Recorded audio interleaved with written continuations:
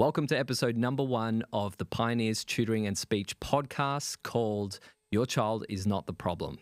Every episode, we sit down with people who are experts in their field who are turning struggling kids into confident learners. Today, we're joined by Ivette, who is our learning and development consultant at Pioneers Tutoring and Speech, and she's going to be sharing some stories behind the scenes with some of the parents. Let's get into it.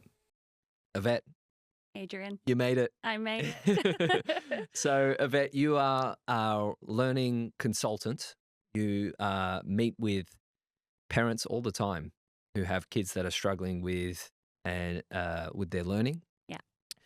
Now, I think people would be really interested in knowing is what does a conversation look like for a family who's probably at a point where they're almost giving up or very concerned about the future of their child. What does that first interaction look like from your perspective? It's quite emotional, and I feel it. I think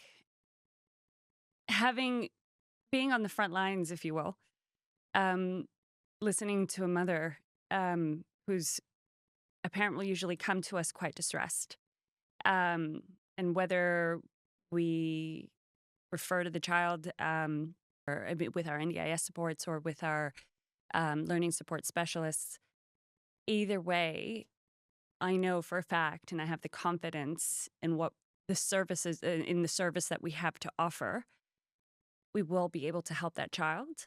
But essentially, a parent will come to us and they're just looking for solutions. They just need help. They've been told that their child needs the additional help because the school system that's there to set up and help their child learn isn't going to be able to help them any further. And or they just see that the support that they have been offered at school isn't getting them or closing that gap. And it's my job to help them and console them and to tell them, hey, look, we can actually help you. And it's the confidence and the promise that we have in the results that we see in every single child that comes on our lines that gives me that I don't know, the fire to be able to help them and give them that courage to take that step with us. Yeah. And you're a mother yourself, so. I am a mother myself. I have one preteen daughter and one teenage boy. Yeah, wow. So I bet this mission is pretty personal to you in that context. It's very personal to me. My 11-year-old daughter couldn't read at the age of 9, and that, damn it, Adrian. Okay. I saw the behavioral issues in my own daughter, and knowing how I know how to help her and I know how to educate her myself, but I'm the mother. I want to be the mother, and the relationship just wasn't gelling. So when I came across Pioneers and we put her on the program myself, within weeks, it was a different person. Wow. The behavior was just, all of a sudden, she'd come to me and say, Mom, can you help me with my homework? Or Mom, I feel so much more confident. Or Mom, I can actually read, and that to me is very personal. And I know that it does come up sometimes in conversations and they say, well, have you seen this? And I use my daughter as an example and say, yes, I have. She can read and write now where she couldn't before. And her first year was during COVID. Yeah. That's beautiful. And to get that firsthand experience with the actual technology that we're implementing and see the results firsthand, I bet that gives you a lot of conviction when you're speaking to these parents. Absolutely. Yeah. Absolutely. The fact that she's now reading at standard at 11 years old and the reports from the teacher say there's no problem, whereas for the first 6 years of her life, she could not. She was always sitting below below the line, below the standard line, and she was always behind and needing that additional support. So the fact that she doesn't need it now is incredible, but I keep it going Yeah. because it's just it helps her and it gives her that boost, and she loves her specialist. She loves Ebony. Yeah. And I think you touched on such an important point there, because what I've seen a lot is that Pioneers works a lot with parents who are educators themselves, right? Yeah. Qualified educators, Yeah. teachers. And, I'm always interested in, well, the question comes up, like, you could do it yourself, as a parent, but I feel like there's some dynamic that works better when the person is not the mum or the Yep. dad. Yep. What's your thoughts on that? It's two different hats.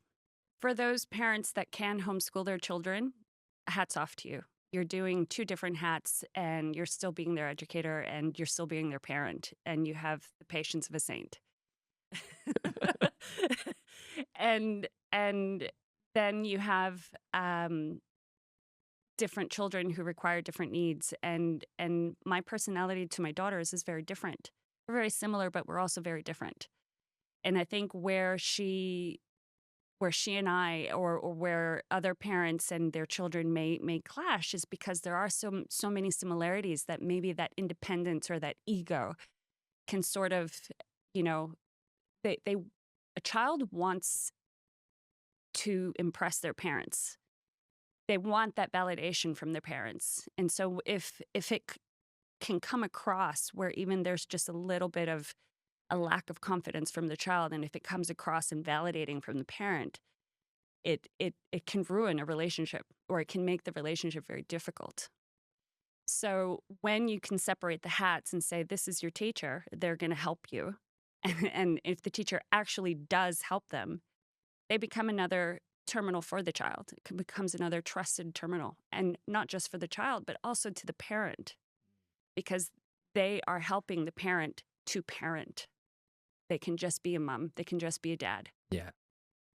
I think that's big what you touched on there. And I know as a boy, growing up, I definitely wanted to impress my dad.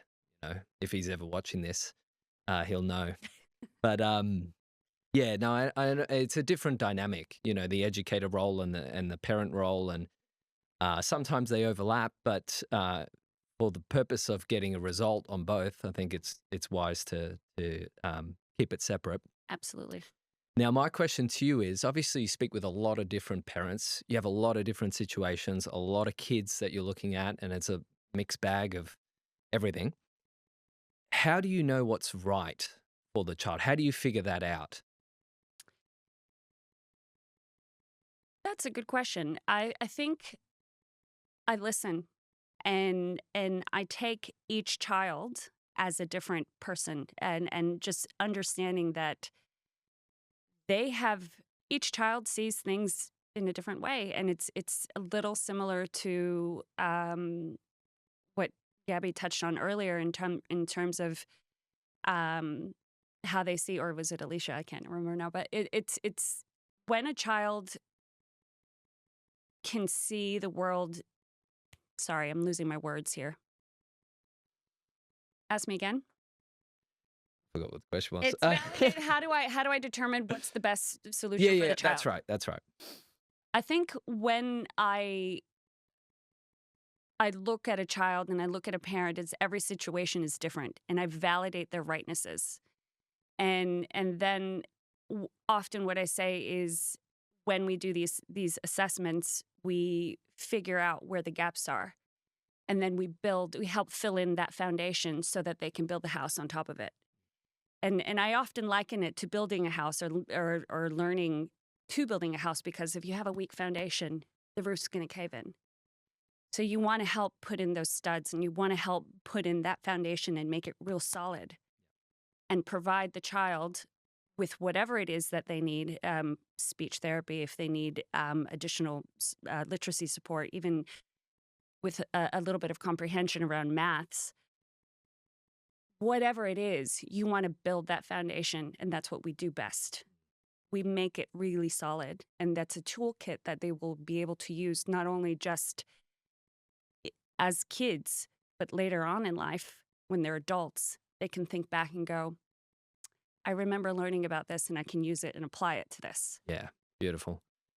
And now you've consulted hundreds of parents, hundreds of families, met with hundreds of kids as well. What's changed in you personally, having done all those consultations and either referred our solutions or other solutions where appropriate to those kids? What's changed in you personally as a mother, as a consultant? Like what's changed in you? It's made me a more curious parent.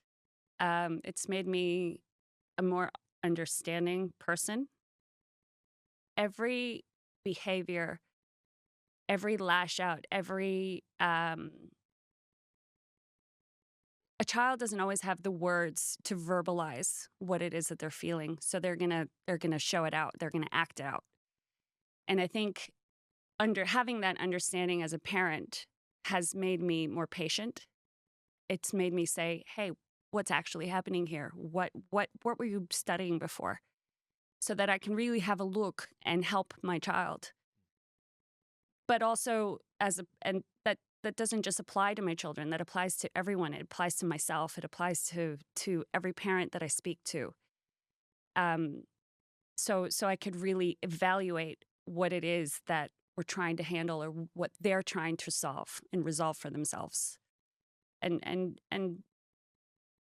it gives me that conviction to just keep going and keep helping. And if I can, I have very solidly imprinted in my mind this mother who I spoke to for about 2 hours. She will never know what she did to me, but she broke down, and all I could do was just, I wish I could have gone through that Zoom and just held her hand and say, I know what you're going through, and we're here to help. And she signed up. Wow, beautiful, Yeah. touching story. Okay, so I got one more question for you, and then we'll wrap it up. What does the phrase "your child is not the problem" mean to you? Your child isn't choosing to struggle. They're not choosing to have a difficulty. They're not, they're put in a system that's not designed to help them. They're put, what we're trying to do at Pioneers is just help them decode the world, if you will, the world that isn't, that has made it complicated for them. And that's what we're here to do. We're That's here to help beautiful. them. Well, we'll leave it there, Yvette. Thank you. Thanks for coming on.